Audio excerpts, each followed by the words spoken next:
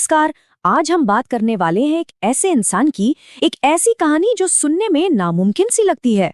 एक ऐसे जीनियस की जिसने अनंत को देखा। सोचिए, एक ऐसा दिमाग जिसके पास ना कोई डिग्री थी, ना ही कोई खास संसाधन, फिर भी उसकी सोच ने, उसके काम ने मैथ्स की पूरी दुनिया को हमेशा हमेशा के लिए बदल कर रख दिया। ये जो विरोधाभास है, यही कहानी का दिल है। देखिए, एक तरफ एक मामूली क्लर्क जिसके पास न कोई फॉर्मल ट्रेनिंग थी, न ही कोई सपोर्ट सिस्टम, और फिर दूसरी तरफ वही इंसान गणित के बड़े बड़े नियमों को चुनौती दे देता है, उन्हें बदल देता है। जी हाँ, ये अविश्वसनीय कहानी है श्रीनिवास रामानुजन की। तो सवाल यही उठता है ना, कि आखिर ये हुआ कैसे? कैसे एक क्लर्क सिर्फ एक स्लेट और पेंसिल के सहारे इतिहास बदल सकता है? चलिए, आज इसी पहेली को सुलझाने की कोशिश करते हैं और इस जीनियस के सफर को समझते हैं।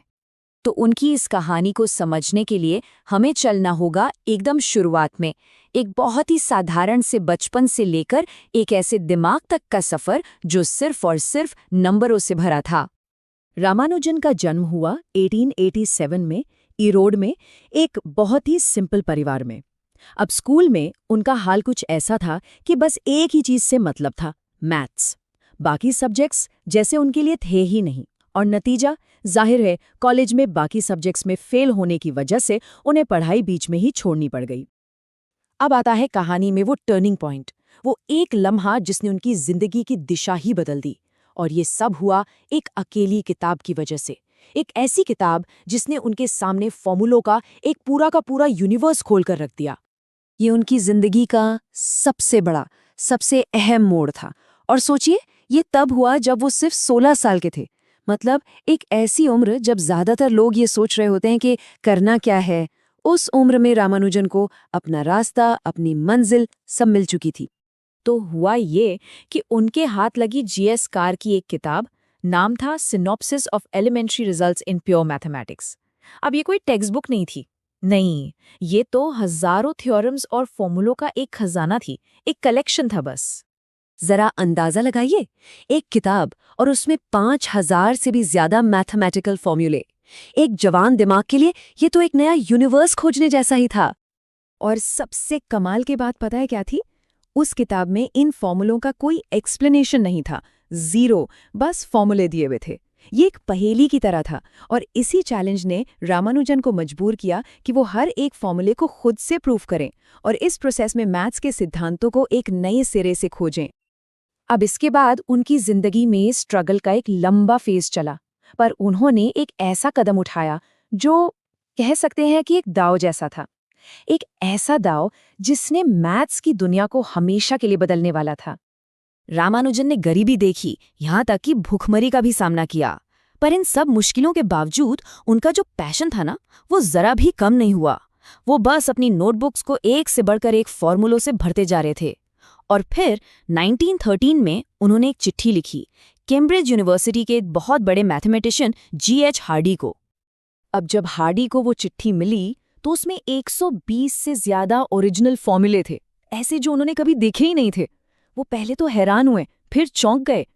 उनके सामने एक बड़ा सवाल खड़ा हो गया, क्या ये कोई फ्रॉड है या फिर सदी में एक बार पैदा होने वाला कोई जीनियस? जब उन्होंने और उनके साथियों ने उसे गहराई से परखा तो हार्डी को यकीन हो गया कि उनके हाथ कोई मामूली चीज नहीं बल्कि एक हीरा लगा है। तो फिर 1914 में रामानुजन इंग्लैंड पहुंचे।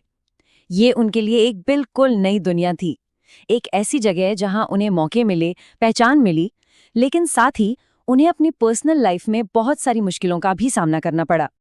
इंग्लैंड में रामानुजन ने नंबर थ्योरी, मतलब नंबर्स के पीछे छिपे हुए पैटर्न्स और इन्फिनिट सीरीज, यानी कभी न खत्म होने वाली सीरीज पर ऐसा जबरदस्त काम किया जो किसी ने सोचा भी नहीं था। पर एक प्रॉब्लम थी, वहां के कल्चर और ठंडे मौसम में एडजस्ट करना उनके लिए बहुत मुश्किल हो रहा था। और क्योंकि वो स्ट्रिक्ट वेजिटेरियन थे, तो सही खाना न मिलने की वजह से उनकी सेहत लगातार गिरती चली गई। और इसी बीमारी के दौरान मैथ्स की दुनिया के सबसे फेमस नंबर्स में से एक का जन्म हुआ। जी हाँ, हार्डी रामानुजन नंबर का। ये नंबर है 1729। इसकी खासियत क्या है? ये वो सबसे छोटा नंबर है जिसे दो अलग अलग तरीकों से दो नंबर्स के क्यूब को जोड़कर बनाया जा सकता है। ये किस्सा ही अपने आप में इस बात का सबूत है कि बीमारी की हालत में भी उनका दिमाग कितना तेज, कितना असाधारण था।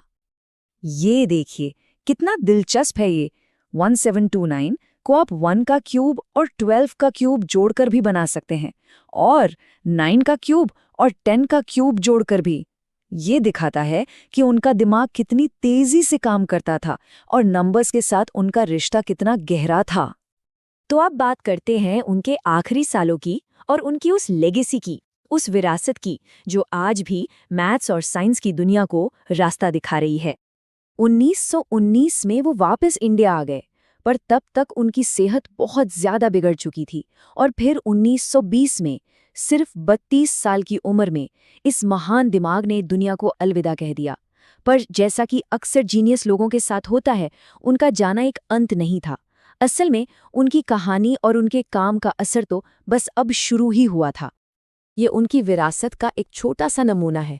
सोचिए, सिर्फ 32 साल की जिंदगी और उसमें इतना गहरा, इतना असरदार काम कि आज 100 साल से भी ज्यादा समय के बाद भी दुनिया उसे महसूस कर रही है। आज भी उनके दिए गए फॉर्मूले कहाँ इस्तेमाल होते हैं, जानते हैं?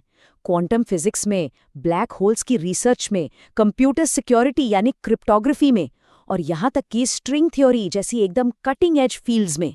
मतलब उनका काम आज भी उतना ही, बल्कि शायद उससे भी ज्यादा रेलेवेंट है। और इसी महान जीनियस के सम्मान में भारत में उनका जन्मदिन 22 दिसंबर नेशनल मैथमेटिक्स डे के तौर पर मनाया जाता है। ये सम्मान उनकी जगह को एक लेजेंड और आने वाली पीढ़ियों के लिए एक बहुत बड़ी प्रेरणा के तौर पर पक्का करता है। तो आखिर में एक सवाल पर सोचना बनता है, एक जीनियस का, एक प्रतिभा का असली पैमाना क्या होता है? क्या वो डिग्रियां होती हैं, रिसोर्सेज होते हैं, या कुछ और? रामानुजन की कहानी शायद हमें यही सिखाती है कि असली जीनियस इन सब चीजों से कहीं ऊपर, कहीं बढ़कर होता है।